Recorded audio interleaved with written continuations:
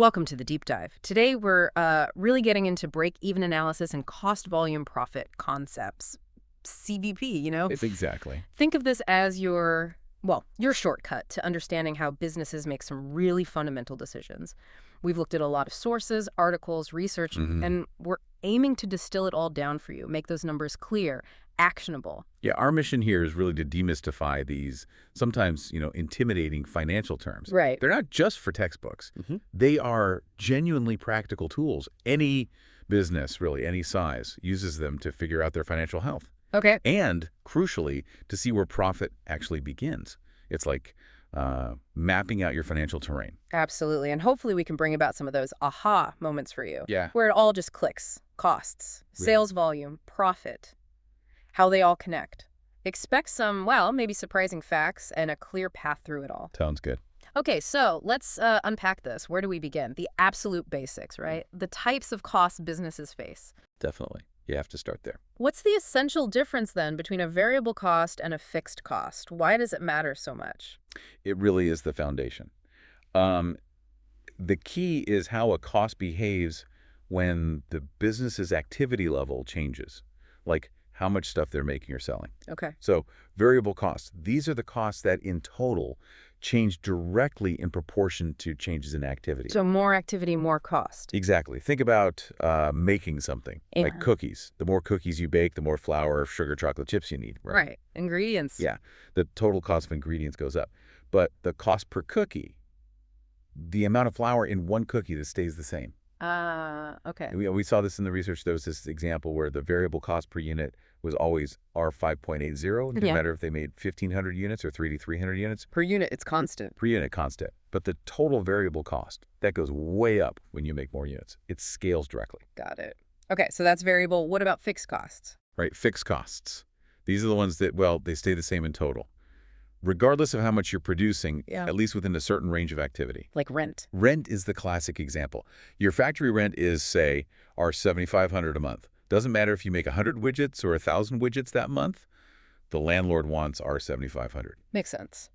Or the supervisor's salary. In the Letsima Furniture's example, the factory supervisor's wage was $2,400 a month, flat rate. Okay.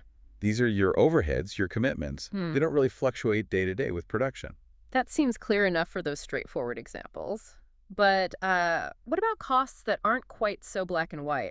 I've heard of semi-variable and semi-fixed. Are they just like a messy mix? They can seem messy, but they have their own distinct patterns. Okay. And yeah, you need to account for them. Semi-variable costs are interesting. They have both a fixed part and a variable part. Okay, how does that work? Think about a salesperson's pay. They might get a basic salary that's fixed. They get it no matter what. Plus, they get a commission for every sale they make. That commission part is variable. It goes up with sales volume. So part fixed floor, part variable flex. I see. So the total cost changes, but not directly in proportion like a pure variable cost. Exactly. Now, semi-fixed costs are different again. They're fixed, but only for a certain range of activity. Then, if you exceed that range, they jump up to a new, higher fixed level. A step up. Precisely, a step cost. Imagine you have one supervisor who can oversee production up to, say, 5,000 units a month. That's your fixed cost for supervision. Okay. But if you want to make 8,000 units, you suddenly need a whole second shift, right?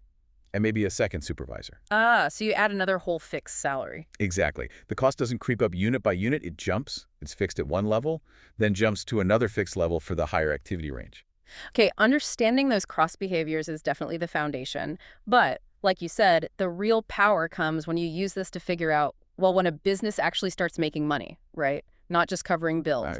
And that's where break-even analysis comes in. What is that break-even point exactly? The break-even point, it's maybe the most critical single number for a business's survival.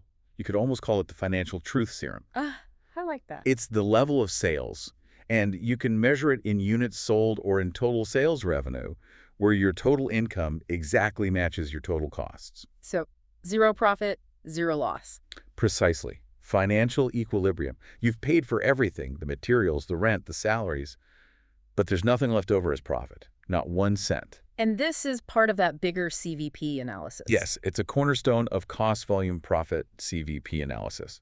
And CVP does more than just find that equilibrium point. For you, the listener, getting a handle on CVP helps you understand. Okay. Well, first, obviously determining that break-even point, your survival line. Right. Second, assessing your margin of safety. Basically, how much could your sales drop before you dip into making a loss? It's your buffer zone, your financial wiggle room. That sounds really important. It is. Third, CVP helps analyze the impact of changes. What if your material costs suddenly jump up? Or you decide to spend more on advertising? How does that affect your profit? CVP helps model that. Okay. And fourth, making informed pricing decisions. If you need to achieve a certain profit target, CVP helps you figure out the necessary selling price or the sales volume you need at a given price.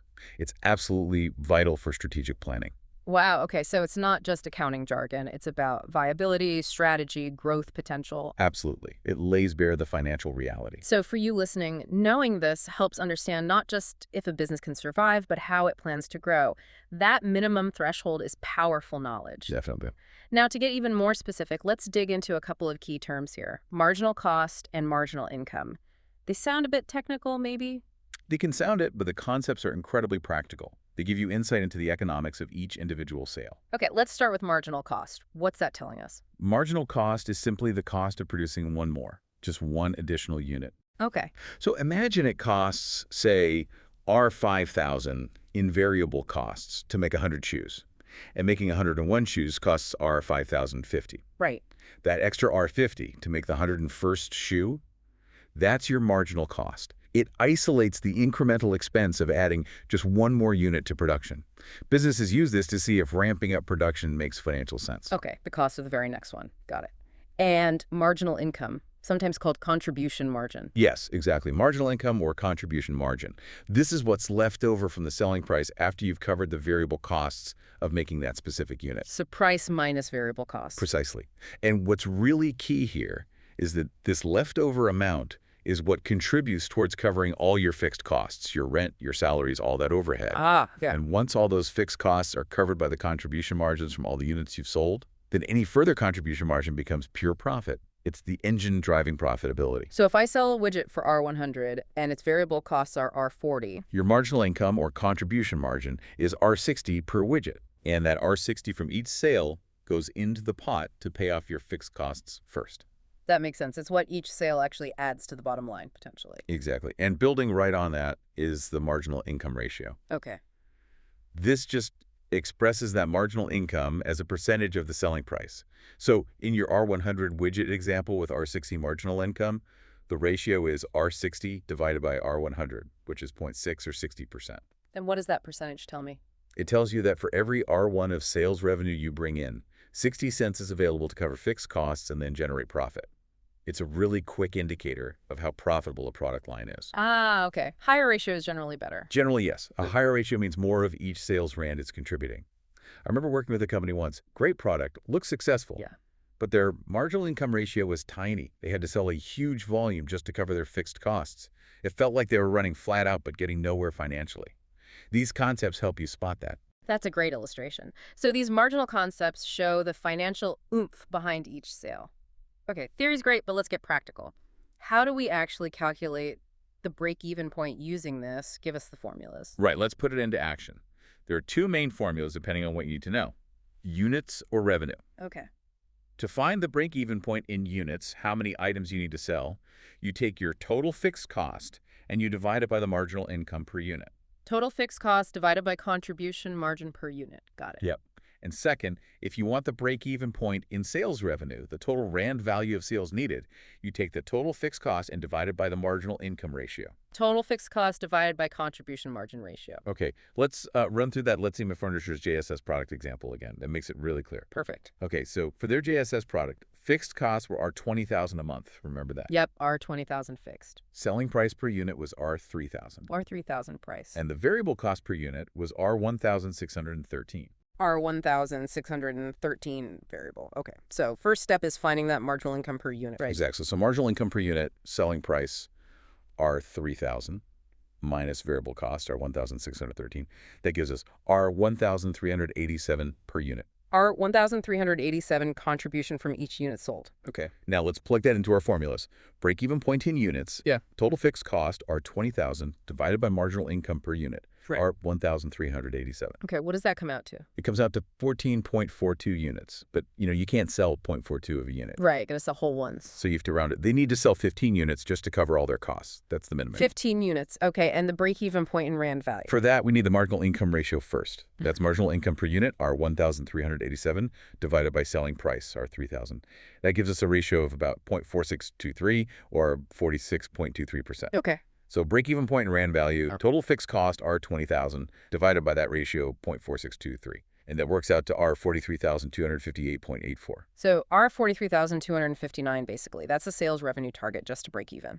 Exactly. Sell 15 units or generate that much revenue, and you've covered costs but made zero profit. Which, as we said, isn't usually the goal. Businesses want profit. So what if Lessimo wants to make, say, our 80,000 profit in a month? How does this help them figure that out? Great question. That's where we extend this into target profit analysis. It's actually a really simple adjustment to the break-even formula. How so? You just add your desired profit target to your fixed costs in the numerator of the formula. Think of the target profit as another hurdle you need to cover before you really start earning. Ah, okay. So fixed cost plus target profit, then divide. Exactly. So for Letsima wanting our 80,000 profit, you take fixed costs, our 20,000, plus target profit, our 80,000, which equals our 100,000. Okay, our 100,000 total to cover. Then you divide that our 100,000 by the marginal income per unit, our 1,387. Right. And that gives you 72.098 units. Again, got to round up. 73 units. Yep. So they need to sell 73 units to cover all their fixed costs and achieve their R80,000 profit goal. That really puts it in perspective. It shows them exactly how many more units beyond just breaking even they need to sell to hit that specific target. It does. And it raises that crucial question for management. Is selling 73 units a month actually feasible? Can the market support that? It connects the financial calculation directly to operational and market reality. That's incredibly useful. Now, you mentioned earlier that sometimes seeing this visually makes it click even more. How does a CVP graph actually, paint this picture for us? Ah, the CVP graph.